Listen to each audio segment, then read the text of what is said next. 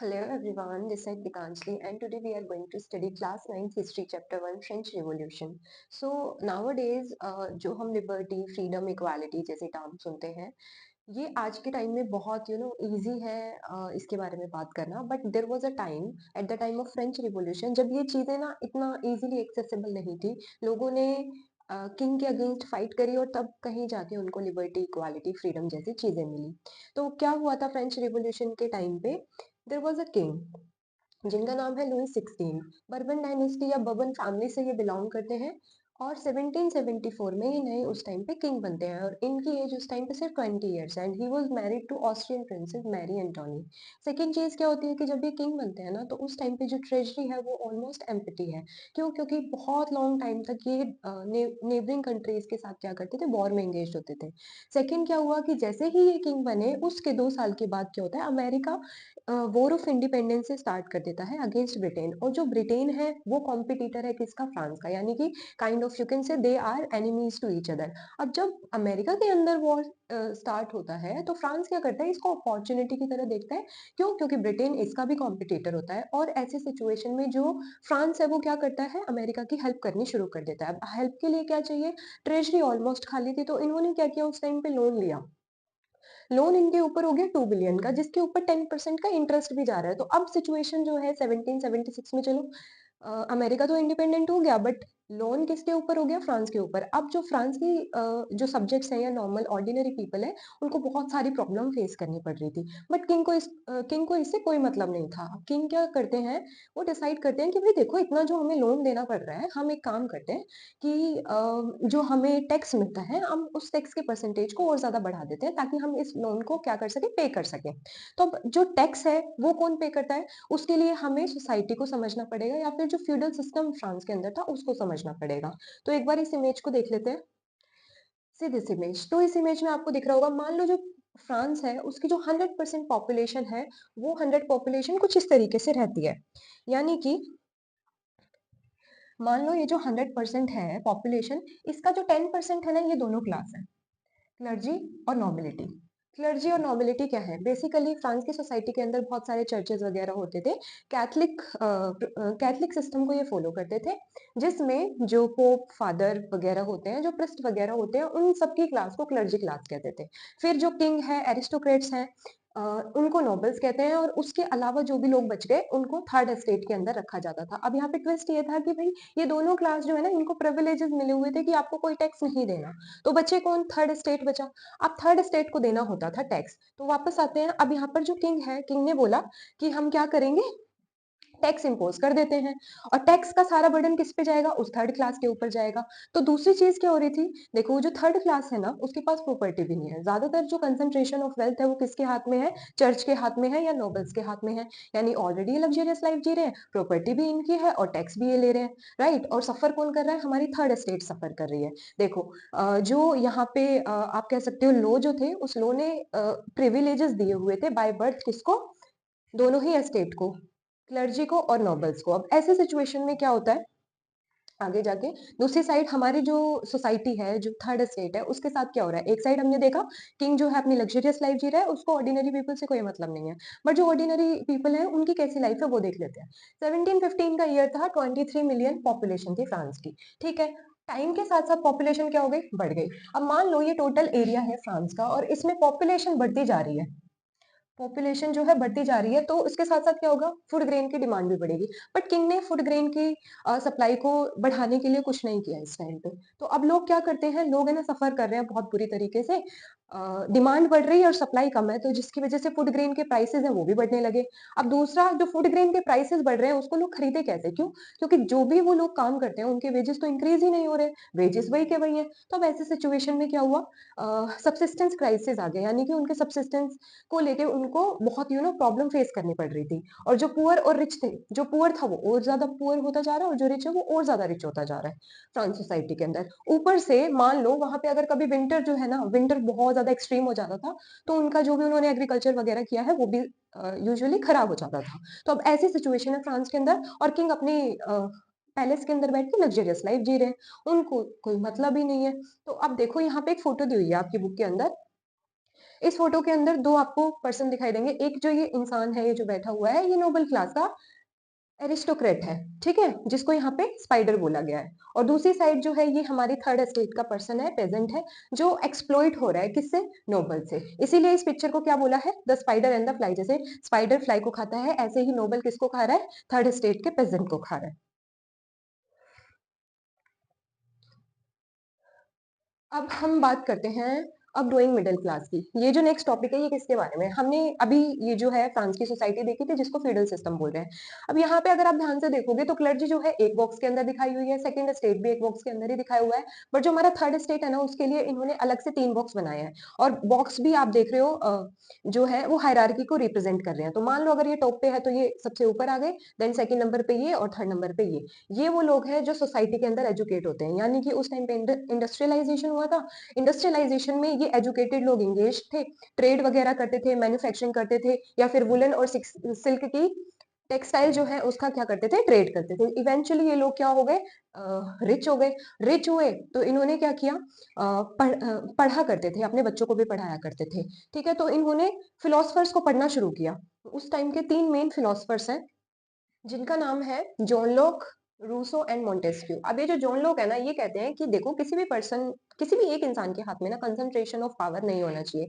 यानी उसकी पावर जो है डिवाइड होनी चाहिए और उसको ना बर्थ के बेसिस पे प्रिविलेजेस नहीं मिलने चाहिए। ये जो मोंटेस्क्यू है ये कहते हैं कि पावर को क्या करो, आप डिवाइड कर दो डिफरेंट डिफरेंट ऑर्गन्स के बीच में। ठीक है, तो इन लोगों को कौन पढ़ रहे हैं? अपने मिडिल क्लास के लोग पढ़ रहे हैं। अब यहाँ पे क्या होता है?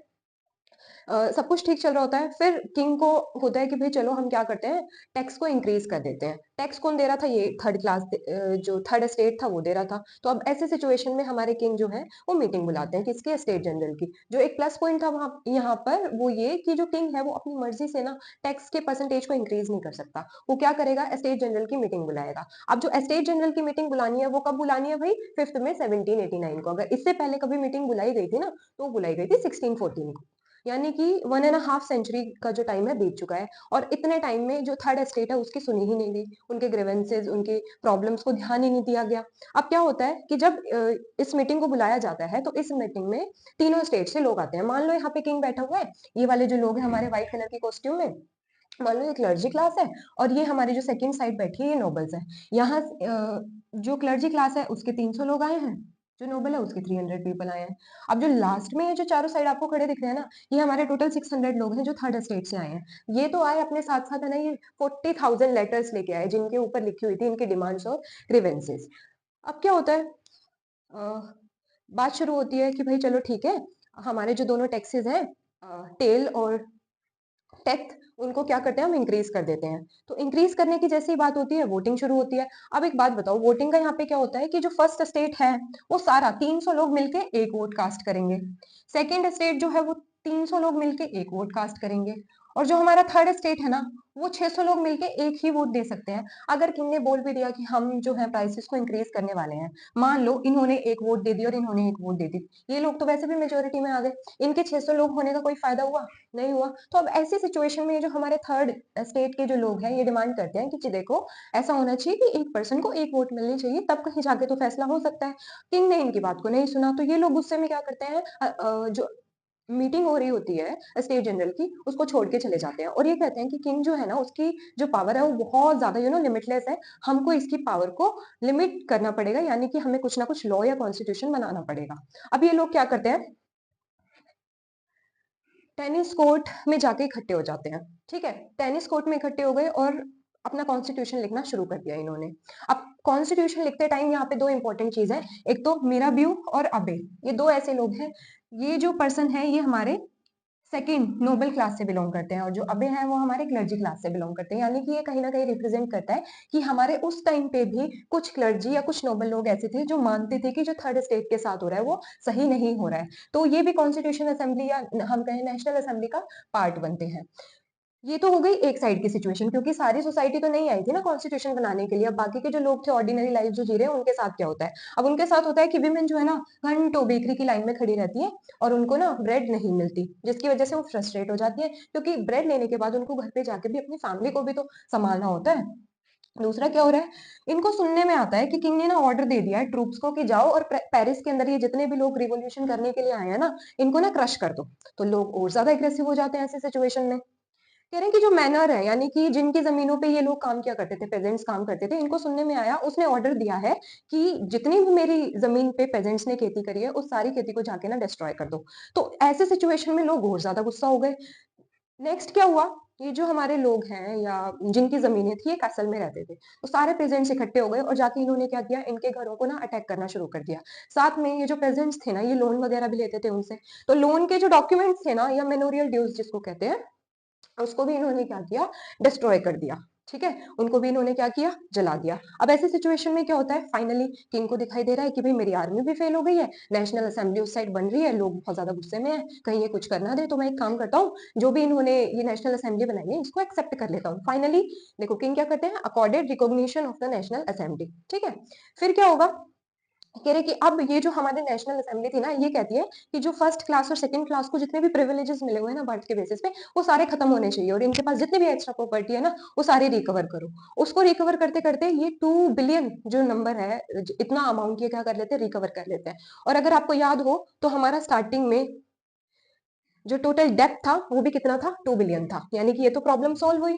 राइट, नेक्स्ट क्या होता है, अब 1791, यानी कि देखो अपना 1789 में अपना रिवॉल्यूशन शुरू हुआ, कॉन्स्टिट्यूशन कॉन्स्टिट्यूशन बना दिया लोगों ने, कब जाके 1791 में। बट किंग ने इस कॉन्स्टिट्यूशन को क्या कर लिया, एक्सेप्ट कर लिया, यानी कि हम किंग की भी रिस्पेक्ट कर रहे हैं।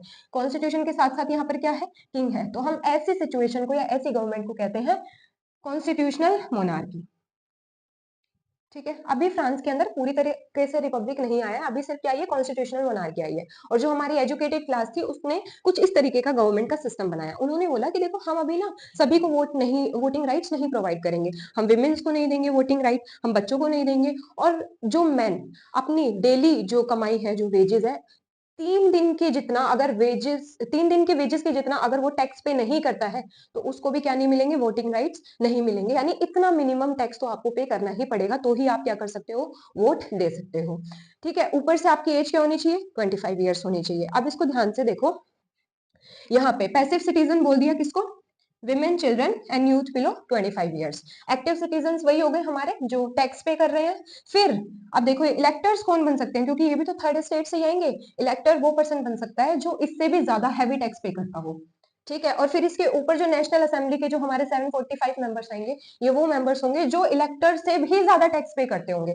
तो ये कुछ इस तरीके का की कंडीशन इन्होंने रखी नेशनल असेंबली ने वोटिंग के लिए। देखो दूसरी चीज इन्होंने क्या करी कि legislature, executive and judiciary, 3 institute बना दिया और पावर को क्या कर दिया, डिवाइड कर दिया, ताकि किसी भी एक पर्सन के हाथ में कंसंट्रेशन ऑफ पावर ना हो और डिक्टेटरशिप जैसी सिचुएशन ना आने पाए। नेक्स्ट देखो, जो हमारा इन्होंने कॉन्स्टिट्यूशन बनाया वो कुछ इस तरीके से स्टार्ट होता है, जिसको बोला गया the declaration of the right of man and citizen. अब ये जो मैन वर्ड है ना, इसको बहुत ध्यान रखना है, क्यों, क्योंकि हमारे आने वाले टॉपिक में इसकी जरूरत पड़ने वाली है हमें। क्यों, देखो ये यहाँ पे कहते हैं कि राइट टू लाइफ आपको मिलेगा, फ्रीडम ऑफ स्पीच मिलेगी, फ्रीडम ऑफ ओपिनियन मिलेगा, एंड इक्वालिटी बिफोर लॉ मिलेगा। ये चारों के चारों जो राइट है ना, ये नेचुरल राइट है, यानी कि जैसे ही एक पर्सन का बर्थ होता है, उसको ये राइट नेचुरली मिल जाते हैं, और स्टेट की ड्यूटी होगी वो इन राइट्स को क्या करे, प्रोटेक्ट करे। ठीक है, ये राइट्स किसको बिलोंग करते हैं, एवरी ह्यूमन बीइंग को बिलोंग करते हैं। तो कुछ इस तरीके का आपको एक फोटो दिया होगा, इस फोटो को भी एक बार इस पिक्चर को ध्यान से देख लेते हैं। यहाँ पे एक लेडी बैठी हुई है जिसने ना 3 कलर की कॉस्ट्यूम पहनी हुई है, ब्लू, व्हाइट और रेड, जो कि फ्रांस के नेशनल कलर है। दूसरी साइड आपको ये जो है एक लेडी दिखेगी, जिसको एंजल भी बोल देते हैं, या फिर मेरियाने इसका नाम है, जो फ्रांस की एलिगरी है।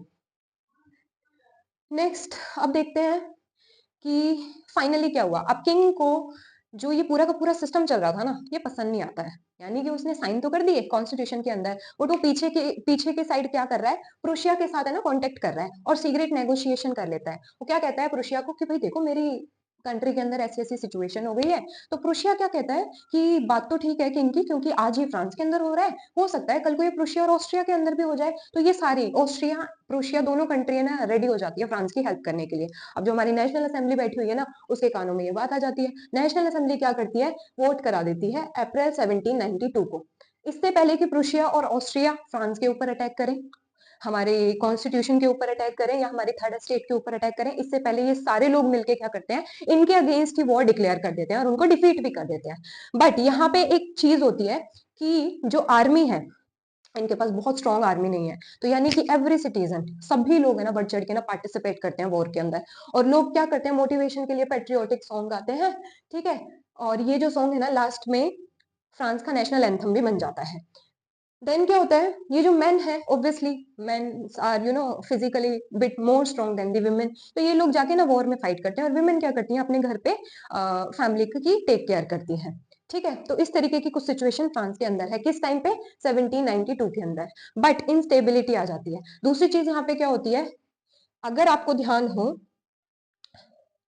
जो हमारी ये थर्ड स्टेट, ये हमारा जो थर्ड स्टेट था, ये अपने आप में 3 पार्ट में डिवाइडेड था। और मैंने अभी बताया था आपको कि ये जो एजुकेटेड क्लास थी ना, इस एजुकेटेड क्लास का सबसे ज्यादा रोल था किसके अंदर, कॉन्स्टिट्यूशन बनाने के अंदर। तो यानी जब इन्होंने लॉ बनाए तो इन दोनों क्लासेस को काफी हद तक क्या कर दिया था, इग्नोर कर दिया था, इनके फेवर में बहुत ज्यादा लॉ नहीं बनाए। तो अब जब दोबारा से 1792 में वॉर शुरू हुआ है ना, तो ये लोग क्या करते हैं, ये लोग उसी रिवोल्यूशन को कंटिन्यू कर देते हैं, और ये कहते हैं कि अब हम क्या करेंगे, अब हम ऐसी गवर्नमेंट बनाएंगे जो पेजेंट या फिर जो लेस प्रोस्पेरस सोसाइटी है उसके फेवर में भी बात करें। तो अब फ्रांस की सोसाइटी में ना छोटे छोटे ग्रुप्स बनने शुरू हो जाते हैं, डिफरेंट डिफरेंट ग्रुप्स। इन ग्रुप में से एक बहुत बड़ा ग्रुप बनता है जिसका नाम है जैकोबिन क्लब, और इस ग्रुप का लीडर होता है मैक्सिमिलियन रोबेस्पायर। अब ये जो पर्सन है ना, ये काफी ज्यादा डिसिप्लिन और स्ट्रिक्ट पर्सन है, और स्ट्रिक्ट पॉलिसीज में भी बिलीव करता है। ये कहता है कि हम अपने आप को ना अलग रिप्रेजेंट करेंगे सोसाइटी में। तो ये उनके लिए, जैकोबिन क्लब के लोगों के लिए ना एक ड्रेस डिसाइड कर देता है कुछ इस तरीके की, यानी लॉन्ग स्ट्राइप ट्राउजर्स ये पहनते हैं, और इसमें भी 3 कलर आपको दिख रहे होंगे, रेड, व्हाइट और ब्लू, जो कि अगेन फ्रांस के नेशनल कलर्स हैं। देन इन लोगों को क्या बोला जाता है, सैंट प्लूटोज, यानी कि कोई भी ऐसी कॉस्ट्यूम पहन के घूम रहा है ना सोसाइटी के अंदर, तो उसको क्या बोलते हैं, सैंट प्लूटोज बोल रहे हैं। ठीक है, फिर क्या होता है, कह रहे अब ये लोग है ना बहुत ज्यादा ना स्ट्रॉन्ग हो जाते हैं। ठीक है, और सारे लोग मिलके क्या करते हैं, 10 अगस्त 1792 में यहाँ पे एक पैलेस होता है, पैलेस ऑफ ट्यूलेरियस, इस पैलेस को अटैक कर देते हैं, और यहाँ पे जो किंग और एरिस्टोक्रेट्स होते हैं ना, उनके साथ फाइट करते हैं और किंग को होस्टेज बना लेते हैं अपने साथ। होस्टेज तो बनाया ही बनाया, ऊपर से किंग के ऊपर मुकदमा चलाते हैं, और फाइनली क्या कर देते हैं, किंग को एग्जीक्यूट कर देते हैं 21 जुलाई 1793, यानी कि 1 साल के बाद, जैसे ही अपना ये क्रोशिया और ऑस्ट्रिया के साथ वॉर खत्म होता है, यानी कि किंग की क्या हो गई, अब डेथ हो गई। अब क्या होता है देखो, नेक्स्ट ये है वो रोबेस्पायर, जो कि हमारे जैकोबिन क्लब के लीडर है। अब जैसे ही रोबेस्पायर पावर में आता है ना, उस पीरियड को बोलते हैं द राइन ऑफ टेरर, यानी कि ये बहुत ही ज्यादा स्ट्रिक्ट पॉलिसीज को क्या करता है, इंप्लीमेंट करना शुरू कर देता है। क्या कह रहे हैं देखो, जिसने भी रिपब्लिक को अपोज किया, कोई भी अगर इसकी खुद की पार्टी का भी कोई पर्सन है ना और रिपब्लिक को फेवर नहीं करता, तो उसको ये क्या समझता है, एनिमी समझता है, और उनको अरेस्ट करा देता है, उनके ऊपर मुकदमा चलता है, और उन लोगों को भी ये क्या कर देते हैं, एग्जीक्यूट कर देते हैं, यानी कि मार देते हैं, किस पे, गुलोटिन पे, यानी कि एक ऐसी मशीन होती है, यहाँ पे वो उनका सर रखते हैं, ऊपर से ब्लेड गिरती है, एंड दे आर डाइड। ऐसी स्ट्रिक्ट पॉलिसी किसने फॉलो करी, इन रोबेस्पायर ने पॉलिसी को फॉलो किया। फिर क्या होता है, दूसरी चीज इन्होंने क्या की, मीट और ब्रेड जो थी ना उसको राशन कराना शुरू कर दिया। इन्होंने बोला कि सोसाइटी में सभी लोग क्या होंगे, इक्वल होंगे, यानी कि उनको सेम तरीके की ब्रेड मिलेगी। अगर कोई महंगी ब्रेड भी खाना चाहता है ना, तो उसको नहीं मिलेगी, उसको क्या करना होगा, उसको प्लेन ब्रेड ही खानी पड़ेगी। ठीक है, क्या करा, उनको फोर्स किया, देखो। फिर दूसरी चीज, सर और मैडम जो बोलते थे ना, इसने बोला कोई किसी को ना सर या मैडम नहीं बोलेगा फ्रांस के अंदर, मेल्स को बोला जाएगा सिटोयन और फीमेल को बोला जाएगा सिटोयनी। ठीक है, ये भी ठीक है। फिर क्या हुआ, इसने जितने भी चर्चेस थे ना गवर्नमेंट ऑफिसेज में कन्वर्ट करने शुरू कर दिए। ओके, फिर क्या हुआ, लोग है ना इसकी पॉलिसी से इतने ज्यादा परेशान हो गए, 1 साल के अंदर ही उन्होंने फाइनली इसको भी अरेस्ट कर दिया, और कोर्ट ने फैसला सुनाया कि रोबेस्पायर को भी क्या किया जाएगा, गुलोटिन कर दिया जाएगा, यानी कि इस मशीन या फिर इस टूल के ऊपर यहाँ पे उसका सर रखा और ब्लेड से कट गया। ठीक है, नेक्स्ट, तो अब एक बात बताओ, फ्रांस के अंदर कॉन्स्टिट्यूशन में मोनार्की भी रन नहीं कर पाई, रोबेस्पायर ने रिपब्लिक का मॉडल जो रन करने की कोशिश करी वो भी अनसक्सेसफुल हो गया, तो फ्रांस की सोसाइटी के अंदर दोबारा से पॉलिटिकल इंस्टेबिलिटी आ जाती है। ठीक है, पॉलिटिकल इंस्टेबिलिटी आ गई तो अब किसी ना किसी को तो आना पड़ेगा एडमिनिस्ट्रेशन को स्मूथ करने के लिए, तो वापस वही जो एजुकेटेड क्लास है ना वो पावर में आती है। और क्या करती है यहाँ पे, एक एक चीज जो इंपॉर्टेंट है वो ये, रोबेस्पायर ने ना कुछ रूल्स बनाए थे, इसने बोला वो जो टैक्स वाला कंडीशन थी ना कि मैन जो 25 ईयर का होगा और टैक्स पे करता होगा वो ही वोट दे सकता है, इसने इस वाली सिचुएशन को या कंडीशन को हटा दिया था। इसने बोला था कि जो भी मेल है 21 ईयर का है ना, चाहे वो टैक्स पे करता हो ना पे करता हो, उसको वोट देने का राइट है।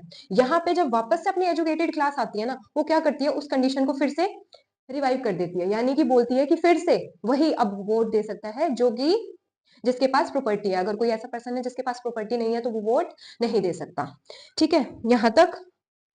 अब दोबारा से ये कोशिश करते हैं कि चलो हमारा 1791 का जो कॉन्स्टिट्यूशन था वो फेल हो गया, बट हम कुछ है ना दोबारा से ऐसे चेंजेस करने की कोशिश करते हैं, शायद इस बार रन कर जाए। तो ये डिसाइड करते हैं हम क्या करेंगे, लेजिस्लेटिव काउंसिल बना देते हैं। 2 लेजिस्लेटिव काउंसिल बनाएंगे इस बार, ताकि किसी भी एक के हाथ में कंसंट्रेशन ऑफ पावर ना जाने पाए। ऊपर से क्या करते हैं, कह रहे हैं कि हम एक डायरेक्टरी बनाएंगे जिसमें ना 5 एग्जीक्यूटिव मेंबर्स होंगे। ठीक है, ताकि अगेन जो पावर है वो क्या हो जाए, फर्दर 5 मेंबर्स में डिवाइड हो जाए। बट यहाँ पे प्रॉब्लम ये हुई, ये जो डायरेक्टरी है ना या लेजिस्लेचर थी ना, ये दोनों, इनके बीच में ना लड़ाई होती रहती थी। Most of the time they were fighting with each other. ठीक है, क्लैश करते रहते थे ये एक दूसरे के साथ, जिसकी वजह से ये इनका सिस्टम भी क्या हो गया, डिसमिस्ड हो गया। अब क्या हुआ, फिर से पॉलिटिकल इंस्टेबिलिटी आ गई फ्रांस के अंदर। अब ऐसी पॉलिटिकल इंस्टेबिलिटी की का फायदा उठाता है ये पर्सन, कौन, नेपोलियन बोनापार्ट। नेपोलियन बोनापार्ट क्या करता है, फ्रांस के अंदर आता है, ठीक है, एंट्री मारता है, और यहाँ पे ये मिलिट्री डिक्टेटरशिप लेके आ जाता है। ठीक है, ऊपर से ये फ्रांस की सिचुएशन को ना बहुत कीनली ऑब्जर्व करता है, और देखता है कि फ्रांस की सोसाइटी में अगर सबसे ज्यादा कोई डिमांड कर रहा है ना, तो वो है एजुकेटेड क्लास और कुछ पेजेंट्स वगैरह। प्रॉब्लम क्या है इनकी, इनको चाहिए इक्वालिटी। इनको ना कम्युनिकेशन, ट्रांसपोर्ट, ये सारी चीजें ना बेटर करनी है। ये ट्रेडर्स जो है ना, ये ट्रेडर्स चाहते हैं कि हमारा जो ट्रेड है ना वो और ज्यादा स्मूथ हो जाए। तो इन सारी चीजों को ऑब्जर्व करके वो क्या करता है, 1804 के अंदर एक कोड लेके आ जाता है। जैसे कॉन्स्टिट्यूशन होता है ना जिसमें हम रूल्स वगैरह लिख देते हैं, ऐसा ही एक कोड लेके आता है जिसको नेपोलियनिक कोड या सिविल कोड ऑफ 1804 कहते हैं। ये कब आया था, ये आया था 1799 में। तो एक बार जल्दी से देख लेते हैं कैसे हमारी पूरी की पूरी क्रोनोलॉजी चल रही है। 1789 जब किंग स्टेट जनरल की मीटिंग बुलाता है, 1791 कॉन्स्टिट्यूशनल मोनार्की, 1793 टू 94 रोबेस्पायर का पीरियड, फिर 95 से 99 तक पॉलिटिकल इंस्टेबिलिटी, और 1799 में आ गया हमारा नेपोलियन बोनापार्ट। 5 साल इसने ऑब्जर्व किया और फिर लेके आ गया 1804 में कोड। इसमें अगर आप 5 साल ऐड कर दोगे तो अपना 1804 आ जाएगा।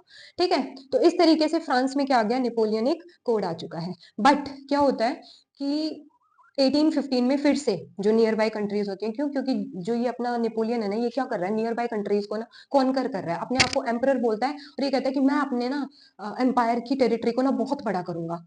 स्टार्टिंग में तो लोग खुश होते हैं, वो सोचते हैं कि भाई नेपोलियन जो है मसीहा है, हमको ना सबको ना लिबर्टी इक्वालिटी प्रोवाइड कर देगा। बट लॉन्ग टर्म में जाके लोगों को समझ में आता है कि नेपोलियन ने भी सेंसरशिप की हेल्प ली, अपने आप को बहुत एक पॉजिटिव इमेज बना के रिप्रेजेंट किया लोगों को। ठीक है, फोर्सफुली क्या करता था, आर्मी में भी ना रिक्रूट करता था लोगों को, जिसकी वजह से लोग इससे नाखुश थे। अब यहाँ पे क्या हुआ, 1815 में इसको डिफीट कर दिया, कहाँ पे, बैटल ऑफ वाटरलू में। 1 मार्क में कई बार ये क्वेश्चन पूछ लेते हैं। ठीक है, अब यहाँ पे क्या हुआ भाई, चलो फिर से नेपोलियन भी हट गया। अब फ्रांस में किसकी गवर्नमेंट आई, तो फ्रांस में दोबारा से वही बर्बन डायनेस्टी, लुइस 16 की फैमिली को रिवोक कर दिया, यानी कि उनके जो भी डिसेंडेंट वगैरह थे वो फिर से पावर में आ गए। ठीक है, तो ये था अभी फ्रांस का पूरा पॉलिटिकल सिस्टम। अब हम बात कर लेते हैं कि जो विमेन थी, इन्होंने भी तो पार्टिसिपेट किया था रिवोल्यूशन में, इनके साथ क्या हुआ। तो इनके साथ क्या होता है कि अपना जो 1791 में कॉन्स्टिट्यूशन बना, इनको कोई राइट नहीं दिया। ठीक है, ये एक्सपेक्ट कर रही थी कि हमें भी ना कुछ राइट मिलेंगे, हमारी सिचुएशन जो है बेटर होगी। इनकी थोड़ी बहुत सिचुएशन बेटर हुई, वो क्या, कि इनको बोल दिया गया कि जो एजुकेशन है वो क्या है, मैंडेटरी हो गई है वेमेन के लिए। Yes, schooling was made compulsory for all the girls, कब, 1791 में। और दूसरा क्या बोला कि जो मैरिज के लॉ है ना, जिसमें फीमेल जो सफर कर रही थी उनको थोड़ा इजी कर दिया, और डाइवोर्स जो था ना उसको लीगल बना दिया, बोथ मेल एंड फीमेल दोनों के लिए। ठीक है, अभी ये तो सिचुएशन थी 1791 की, बट इसके 2 साल बाद रोबेस्पायर भी तो आ गया था। रोबेस्पायर को ना बिल्कुल पसंद नहीं था कि विमेन जो है पावर में आए या उनको इक्वालिटी मिले। तो रोबेस्पायर ने क्या किया, जितनी भी विमेन उसको ना प्रोटेस्ट करती हुई दिखाई देती थी, उनको ज्यादातर को अरेस्ट कर लेता था और एग्जीक्यूट कर देता था, जिसमें से हमारी जो एक विमेन है वो ये है। ठीक है, इन्होंने क्या किया था, the declaration of the right of women and citizen represent किया था। इन्होंने बोला कि वही जो the declaration of right of man है ना, ये विमेन की बात ही नहीं करता है, तो कोई एक ऐसा डिक्लेरेशन आना चाहिए जिसमें विमेन की बात हो। तो ये इन्होंने इंट्रोड्यूस किया। रोबेस्पायर को ये अच्छा नहीं लगा, रोबेस्पायर ने इनको अरेस्ट करा दिया और फिर फाइनली इनको क्या कर दिया, एग्जीक्यूट कर दिया। किसके ऊपर? सेम वही गिलोटिन के ऊपर। ठीक है, बट फिर क्या हुआ देखो, विमेन जो है ना फ्रांस की सोसाइटी में 200 साल तक, 200 इयर्स तक लड़ती रही फ्रेंच रिवॉल्यूशन से लेके, और फाइनली 1946 में उनको वोटिंग राइट्स मिल गए। नेक्स्ट देख लेते हैं स्लेवरी।